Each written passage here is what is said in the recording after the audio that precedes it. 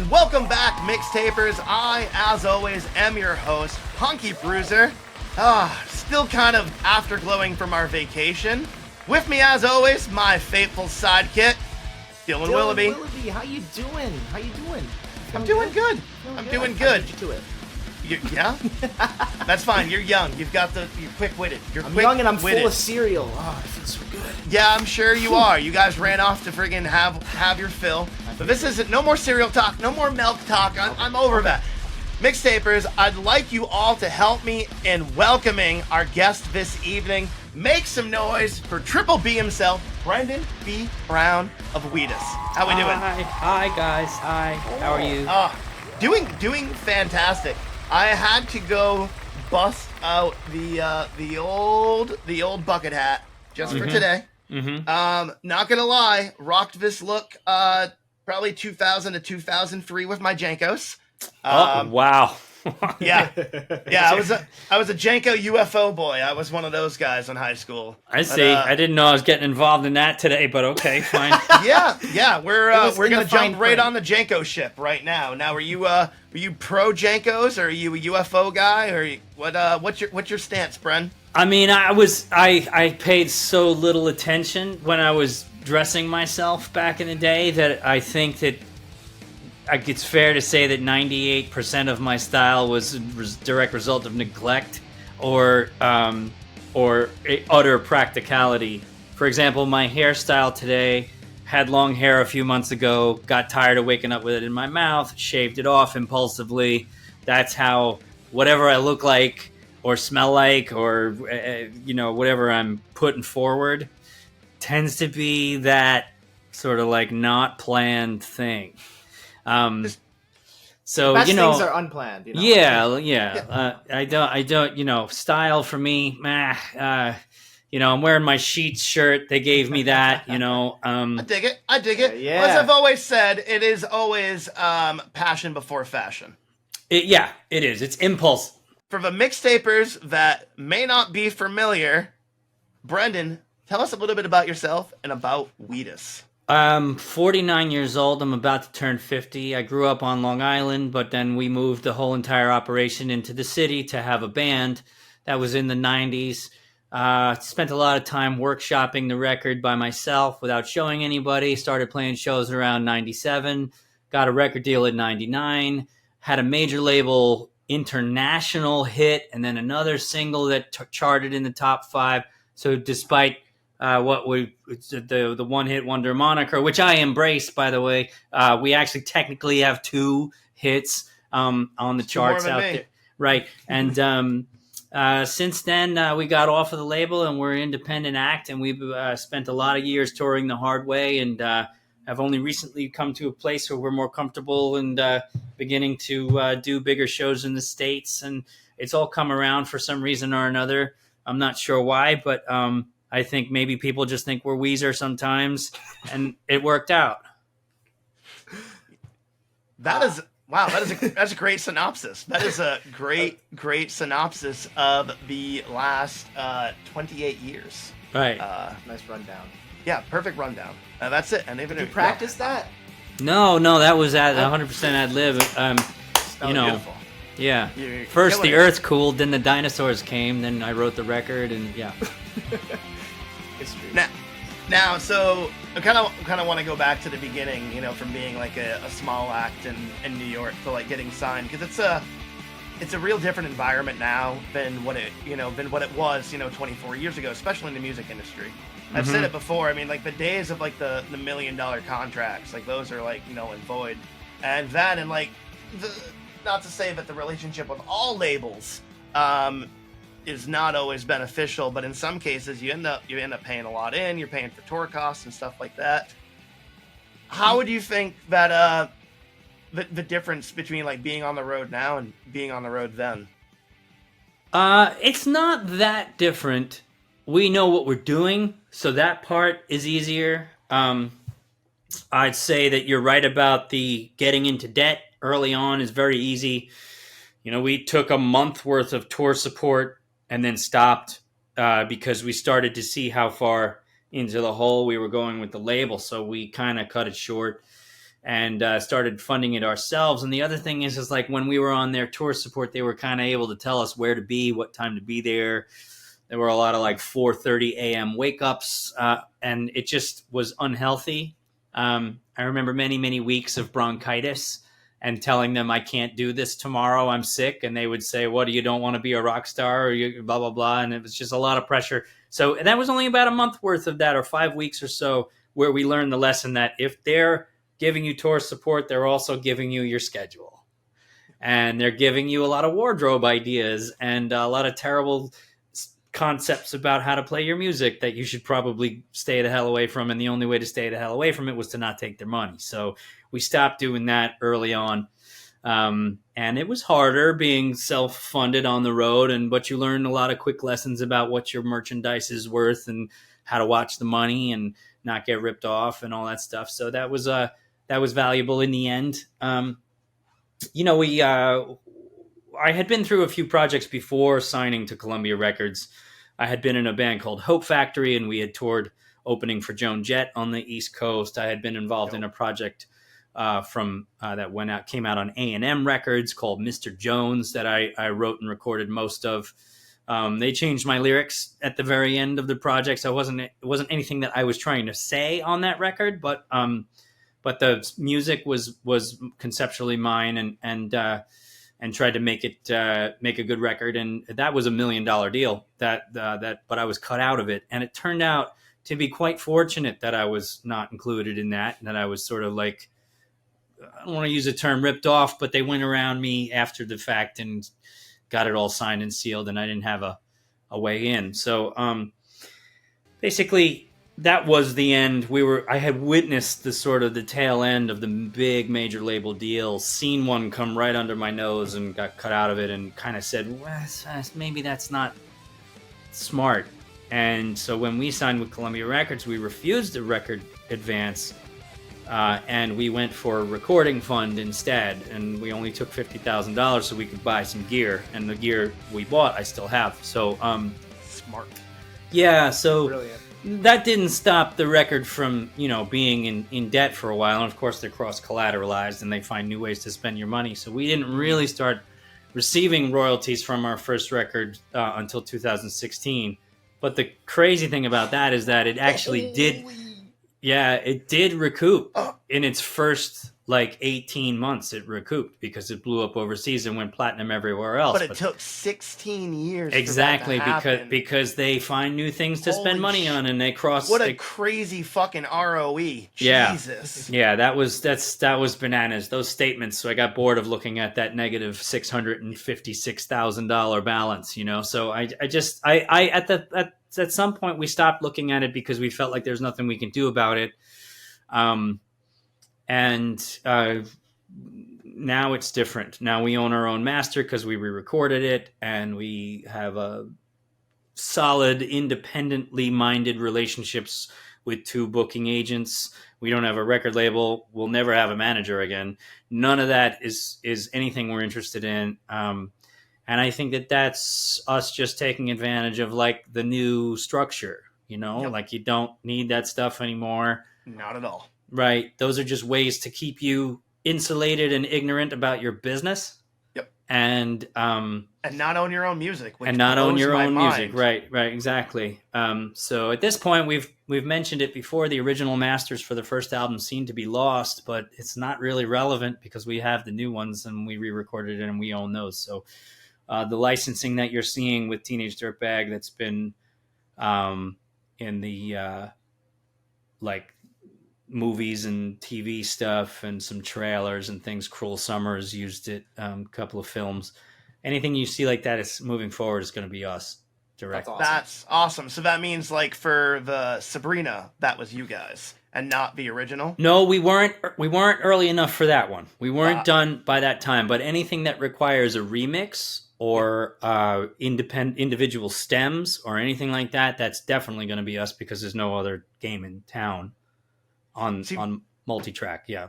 That's massively important, and that's one of the things that we've talked about a lot with a lot of different artists of various varieties is it is a new era. There's a new way of doing things, and the ability to record yourselves, to self-distribution, the platforms that we have access to now, and learning the game early on with tour and how a label could put you in their pocket early on, and like you said, telling you how to play your songs, how you should look, where you should be.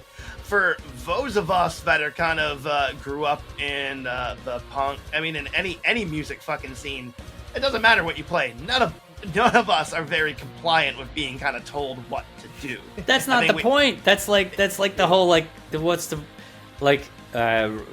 modern music, contemporary pop culture should be a counter movement. It shouldn't be conventional. It's just like, duh. If your parents like it, you fucked up, and there's no way around that. I don't think so. Yeah. Oh man. That's it's absolutely true, and it's like I said, it's a different game now where you're able to put out your own stuff and save thousands of dollars. Self-record and then pay a little bit of money for mastering on the tail end. Such a smart move. A smart move. And same with a self-funding tour. Like the biggest thing I think the biggest takeaway is what your merch is worth. Yeah. And that's huge because I say it almost every episode. It's one of the best ways to support a band is to go to physically see them and buy their actual merch, because that's the things that they actually get their money back on. Can actually help them in the moment to get to that next show, to get to the next place that they're trying to do.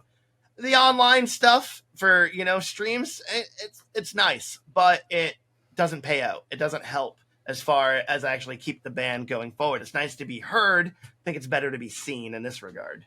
Yeah, I think you're right about that. Also, the thing that we were always kind of excited about, and that was found so hard to do in the beginning because of the way that the scheduling was, or because of the way that the industry was to connect with audiences on our interpersonal level.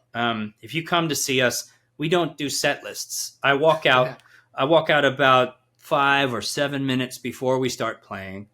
And by the way, I've been yelled at about this by everybody. You're letting the cat out of the bag, man. It's not a surprise when you watch. I don't give a fuck.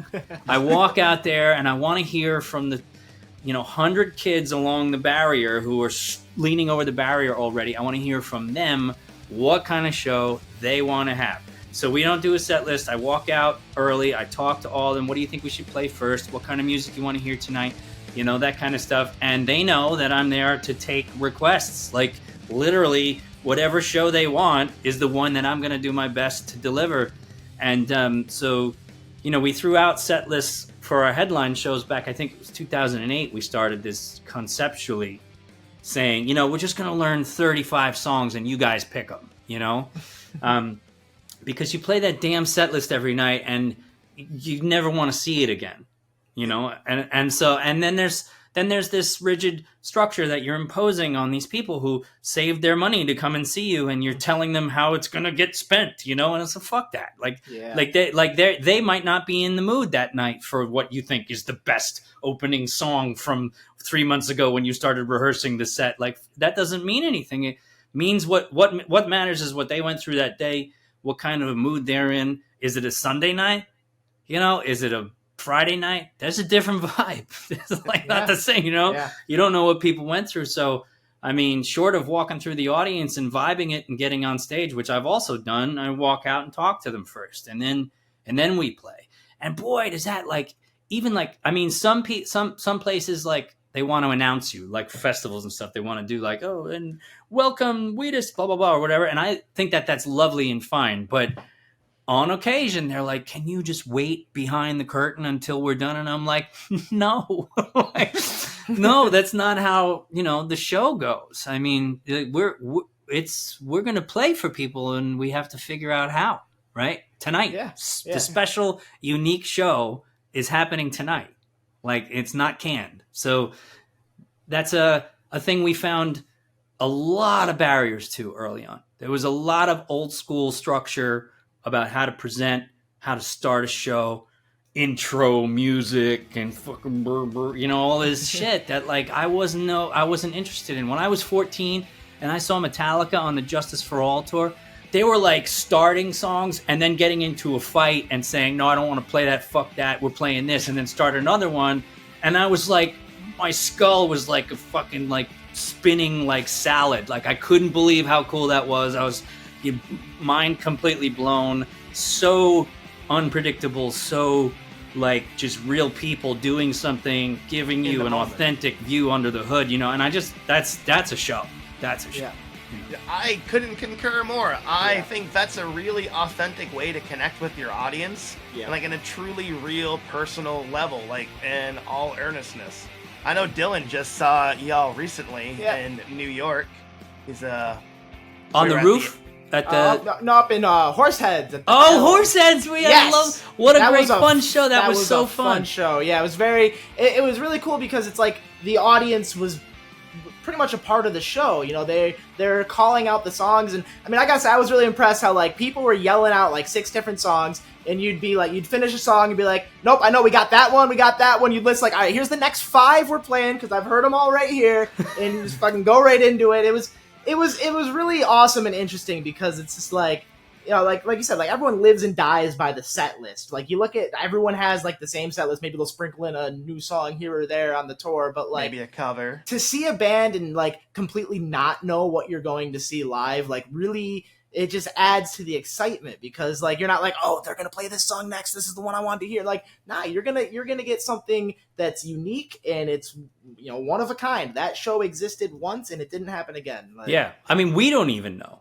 We used to talk about what should we open with, and I'm like, let's stop having this conversation. The kids know, they know, they're gonna get it right, and we don't have to worry about getting it right. They're gonna get it right. So, and that Horsehead show, I'll never forget that. That was one of my favorites. I was super fucking tired. The drive the night before, and for whatever reason, sometimes I can't sleep. I think I had 3 hours of sleep, so I was making all sorts of brain fart mistakes. But even that can be like, hey, guess what? I'm 50 years old and I'm fucking tired as shit. And you guys are holding me up right now, you know, like that. And, you know, I mean, I'm still going to try and like, I'm still going to sweat up there until I'm about to puke. Like, even if I'm tired, I'm going to almost puke. And that's like the baseline of like when I'm riding my BMX bike up a hill or I'm playing a show. If I'm not about to puke, it's not good enough, right? It's like it didn't get there. So that's the vibe. And, you know, as far as the other thing is like the energy level of the room is not yours to command, right? That's a really selfish, odd perspective to have, that you would lift people up like a pastor or like whatever, you know. It's like, fuck off. These people, they don't play music for a living, right? They do something that they don't like doing, maybe. And who the fuck are you to tell them what kind of a night to have? Who the fuck do you think you are? That is shit. That's dog shit. And they have to tell you what kind of night we're going to have. That's the other way around. That's how it should be. So I really like that philosophy. I think that the Taylor Swifts and the Coldplays and the U2s and the Beyoncés of this world are holding up a certain degree of the literally holding up a part of the economy, right? And they have this mechanism responsibility, this like they're employing thousands of people and they have to make sure that they're good bosses and way better oversight and corporate management than you'll ever see in like, you know, Kellogg's, you know what I mean? Like there's like they're not there. I know for a fact that you can't really have a reliable crew and good people on a job like that unless they're well treated. I think Taylor Swift just tipped her whole entire crew like millions of dollars or something. That's great, and I'm sure it's imperfect, but they're holding up a certain like, okay, this is the top of the industry. My job is not the top of the industry. My job is an interesting alternative to the top of the industry, right?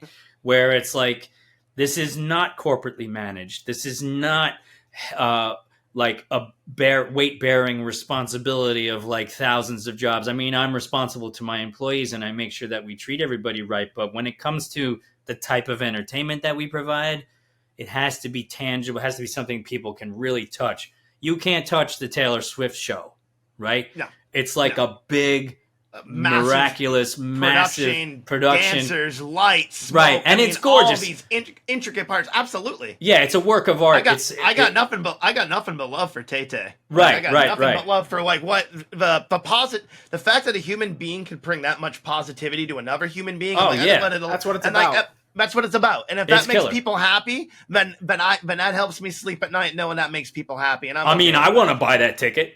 Yeah, I go. You know, it's like seeing fucking Star Wars for the first time. I'd go see Swifty with you. Oh yeah, hell yeah, man! I would jump all over that, and I wouldn't care if it was managed, blah blah blah, and the set was rehearsed on a fucking time code, and I don't give a shit. That's the type of entertainment I'm buying. You know? Yes, exactly. Yeah, because that's what you know when you're buying the ticket. But I think it's different when, on, say, like the independent side, like we're talking here with you, where you get to be your own boss, call your own shots, treat your crew the way that you want to, surround yourself with the team that you want to have, and then you get to really have this truly designer experience that you have every bit of say in every step of the way, and you know at the end of the day that you're satisfied with it because you get to make that choice, and you know that it's not some other corporation, like I said, telling you how to look, how to sound, where to be. You know, you have that autonomy. And that autonomy that's what makes it all worthwhile, is that freedom associated to it with the music. That's what it's all about. Yeah, totally.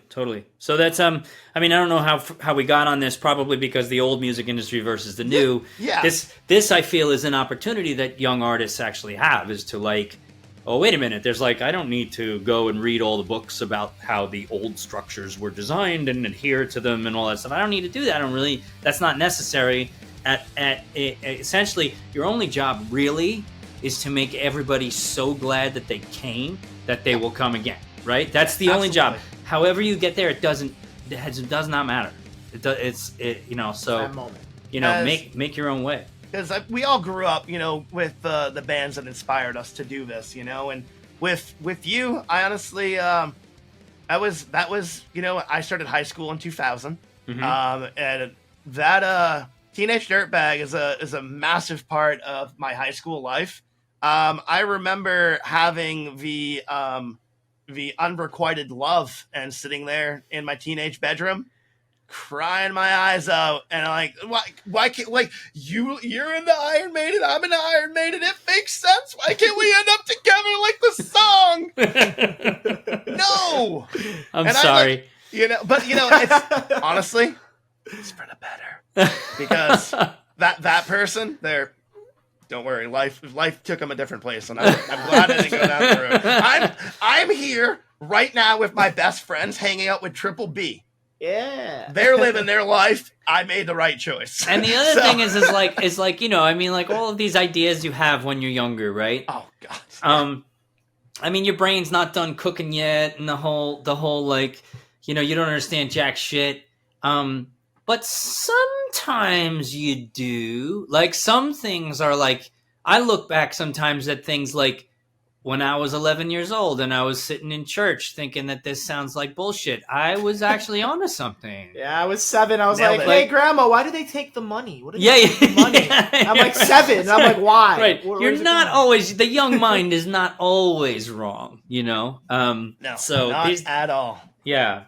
I guess succeeding as an adult is about like, parsing the like, what was I right about back then? Maybe some of this is not that immature after all, So, and honestly, the youth. We set the way, making our own trends, albeit some that just might not hold up anymore. Which it's a look, but we do these things. But I think it's interesting as I get older, and especially like getting into like TikTok and stuff. And I'd be remiss if I didn't bring it up, but it's insane, this resurgence with you at the beginning of the year with the Teenage Dirtbag photo trend. Like, how did you see this come out of nowhere? Fully sideswiped. Had no idea. I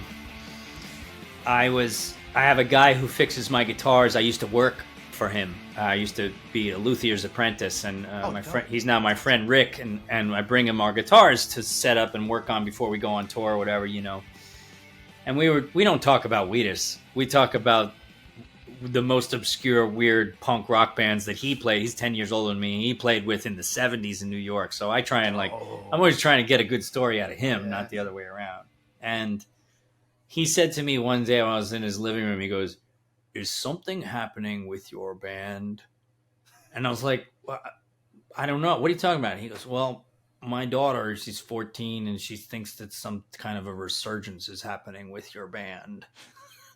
And I was like, I don't know, man. Like, hold on, let me look into this. And the next 24 hours were consumed with like, what actually is happening with my band? What the fuck is this shit? Like, we're not even on TikTok. Why is this?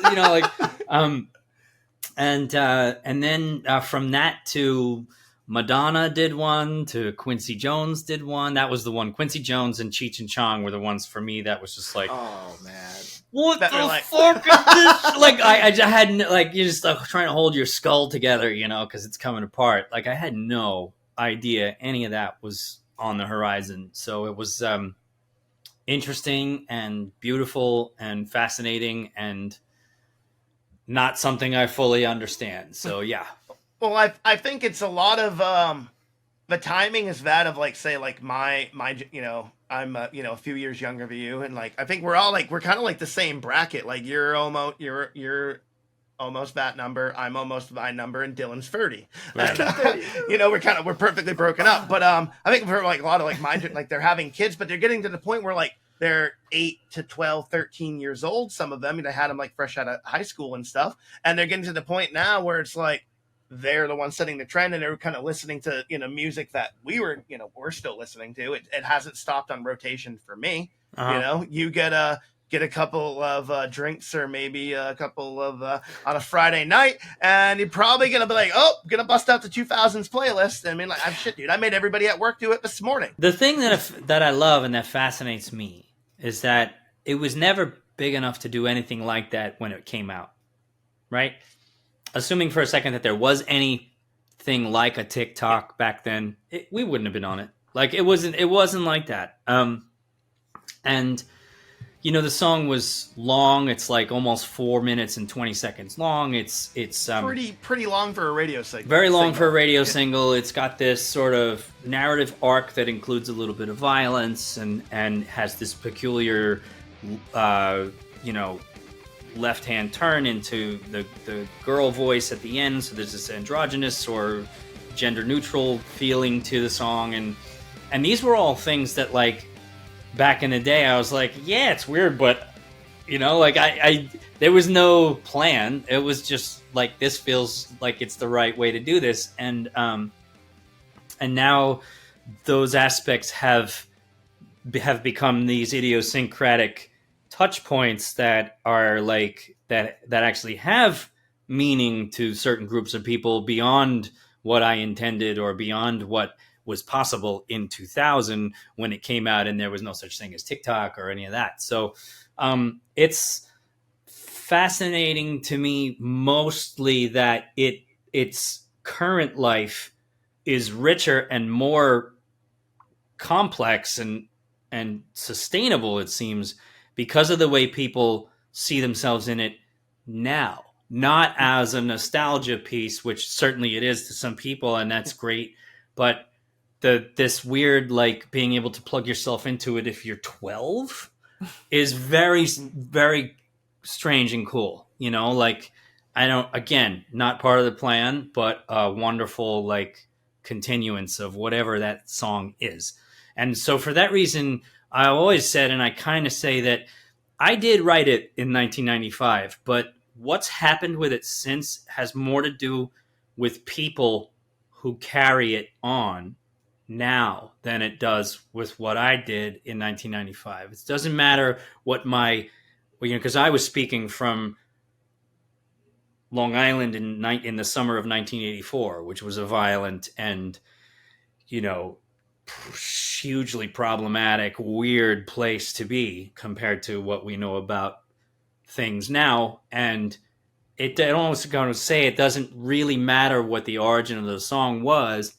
The continuance of it, the longevity or the vitality of it now is people seeing their own narrative in it past that. And for that, I am happy, because I didn't want to have it stuck in this like satanic panic nostalgia moment.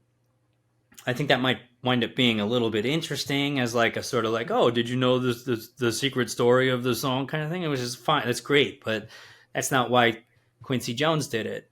That's not why Lil Nas X did it. So that's cooler to me than where it came from. Where it is cooler than where it came from. Well, I think that's with like any form of art. Once you put it into the zeitgeist, I mean, you hope that it takes a life of its own. Some people, they might not want that because they don't want their original idea to be changed in any way because, that's kind of the ego in the artist kind of thing. But in this regard, I think, once you put it out into the world, it's really up to the populace and how they interpret it. Yeah. And at the time, it was a reflection when you wrote it on the Satanic Panic of the 80s, and, things like what I grew up, even if like having a friend, a bassist that in the church and like, no, you're going to hell because you like this type of music, which is a big reason why I wanted to bring it up because I went through my own comparable situation of being that teenage dirtbag because I like Dungeons and Dragons and metal music and punk rock, like, right. But now the art's taken a different form and individuals, as you said, are seeing themselves in it in a different way. And I think that's the most amazing thing that you can hope with anything that you create is that somebody takes it and they find different meaning in it than your original intent. Because I think that in itself will create its own longevity as compared to other artists and other tracks in its own way. Because this is different. This has literally become a part of our zeitgeist now. And it's so interesting in that side of things. And in order for that to happen, I think it's necessary to declare that the author is dead. And by that I mean like the intentions of the impetus of something, the inception of a thing. It doesn't matter. Like it's like who cares how F. Scott Fitzgerald wrote The Great Gatsby? It doesn't matter. There's a meme of Leonardo DiCaprio with a martini in his hand, and that is somehow more important, says something more about what people are like than, the dynamic between East Egg and West Egg and all of the I'm not saying that you shouldn't know your literature, right? It's a good thing to go back and see what the author meant, but does it mean anything in the ongoing struggle of the zeitgeist of humanity and what they're all going through? No, because these things survive because people see themselves in them and not what the author wanted. So it doesn't. The author is dead, and that's a good thing. I mean, that's one of the most interesting things with art, I think, is just like how people can interpret it in their own way. You can put this thing out there and then it can just be digested in so many different ways. I mean, people can like theorize their own, like, oh, this is what it's got to be about. At least to me, that's how I see it. And it's just like it takes it to a whole different world that you couldn't see. And I've always thought that that's one of the most beautiful things about art is that like it's for everyone and it can mean whatever the fuck it means to you. Right. It's amazing. Right. And I think now it's like it's its own sort of urban dictionary thing, like, oh, you're teenage dirtbag, it's your glow up, it's your change photos, like it's part of the lexicon of the current generation, which is insane because I don't know of any other artist that can make that same sort of claim, other than like moments being captured in memes and things like that. It's a different time now, man. Yeah. Well, it's also like all humans come to a point in their development where they have to start like crafting their own identity, right? And it's incredibly intensely personal experience, right? No two people are going to have the same one. And the only thing that's more strangely intense than your finding of your own identity is the degree to which people try to interfere with it. It's so weird how people are threatened by other people getting into themselves, getting into where they need to be.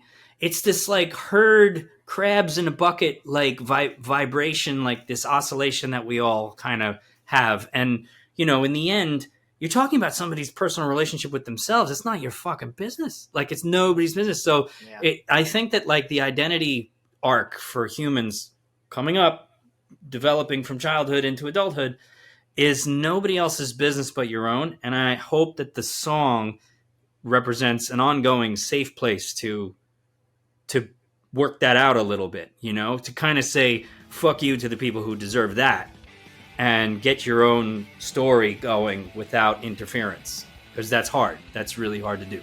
It is. I mean, we live in a society, like you said, that tell you how you should look, feel, think, and if you break from the normality of that in any way, then all of your actions and everything you do is questioned along the way, and you'll get labeled so many different things. Yeah. And it's heart-wrenching, but there's good community out there of people that want you to be your true self, and we love you for you, and we want you to be able to find these beautiful, safe place social anchors where you can just let go, and that's what a music show should be. Yeah. And that's everything that we embody here. Yeah. And I couldn't agree any more with you on this. Yeah. We got to watch the laws that they're writing. Look at what's happening in Florida. They're literally writing identity laws in Florida. Yep. You can't learn about the history of slavery. You can't learn about alternate identities. You can't deviate from our norm that we're setting up here. It's like, dude, this is going to happen whether you fucking like it or not. Okay? Give up. Like, get out of people's business and chill, Yeah. Yeah, the taking away of the personal autonomy of to be yourself and make decisions for yourself and your own body has gotten to an absolute insane point where it blows my mind of like the social progress that we have made and then the recent decline in things, which is why we need opportunities to spread equality and positivity wherever we can. Yeah, and we got to step up and vote to squash them. Yes. Absolutely. Yeah. and that's the thing, is getting involved on the local level as well, because that's where a lot of these things start.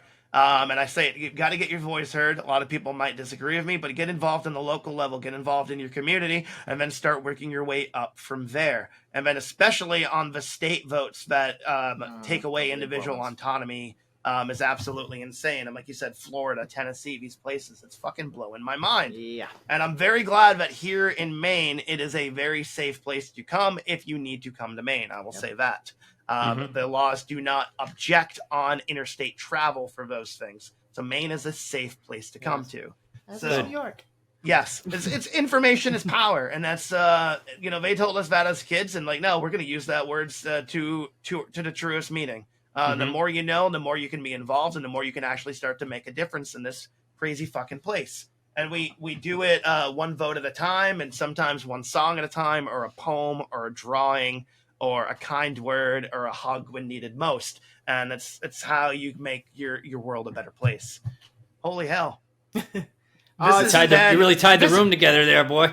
Yeah, well, I tend to do that. I am really good at kind of bringing those moments there. Holy shit, this is not the area which I thought we were going to go, but this is what why I love doing what we do here. I got to get in some of the grown-up stuff. You're about to hit the road for tour. This is airing here on August 30th. It's August 30th right now when this is airing. Yeah, August 30th.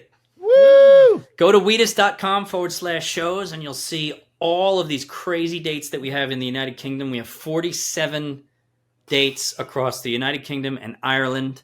And we're going to do, I think we're there in the many countries for about 60 odd days. And I think we only have maybe 5 days off at this point, and we are going to try our best to shred every drop of sweat out of every venue, get every request, do every kind of weird show that we can possibly do so that everybody feels like they saw something they can't see anywhere else. And get your tickets now, because the shit's almost sold out, and it's I think there's like close to there's like 20 shows now I think that are sold out or close to. Amazing. We added quite a few, but you got to get your tickets because it's happening, and we're not sure when we can come back because it's like things are different these days. So, and I do have to ask one question. Okay. Because of the shirt, the age-old debate: sheets or Wawa? Oh, sheets. A million times sheets. A million times sheets. 100 years Rick and Morty. 100 years sheets. I mean, like, look. I like a Wawa. Okay, don't get me wrong. I'm not going to shit on Wawa. Not going to happen. But you roll up into sheets, you can get so much customization done. You can really choose your own adventure. And I'm not exaggerating with that. Like, it can be almost the first couple of times I went in, I didn't get it because it was a little overwhelming, frankly. Yeah, there's a lot. But then you learn that you push these buttons on the screen and you get whatever joy you really need right back out of it. And you can just eat feelings there until they're all gone and get back in the van and drive to the next venue. It's really wonderful. And they actually show you the price on the screen. Unlike I Wawa. know. That's my one qualm with Wawa's. I want to know how much money it is to put jalapenos on my sandwich. Fuck am I spending here on this habanero sauce, huh? Yes, exactly. And sheets. I swear, I lived off the 2-for-1 hot dogs for like 8 months. Like, that's all you needed. That's breakfast, nice. lunch, dinner. 2-for-1. I have no problems with that. You should have a colonoscopy, but you know. I'll call my doctor. I'll get it set up just for you. Though. Oh. Mixtapers, be sure to check out Wheatus.com for all upcoming UK and Ireland dates. You're not going to want to miss it. This has been an absolute joy. When you get back, you're in New York, Dylan's in New York, I'm in Maine, but I travel a lot. We might need to find a Swifty show to go to. I think that'd be a lot of fun. I would love to stand there with you guys and sing along. Love to. I think it'd be a blast. It'd be an absolute blast. This has been a real treat. Mixtapers, we're gonna check out some of our famous favorite Wheatus tracks after this. It's man. Thank you so much for joining us. Mixtapers, make some noise. Brendan B. Brown, Triple B, baby. Woo! Thank you. Thank you so much. And we shall talk soon, my friend. Mixtapers, hold tight.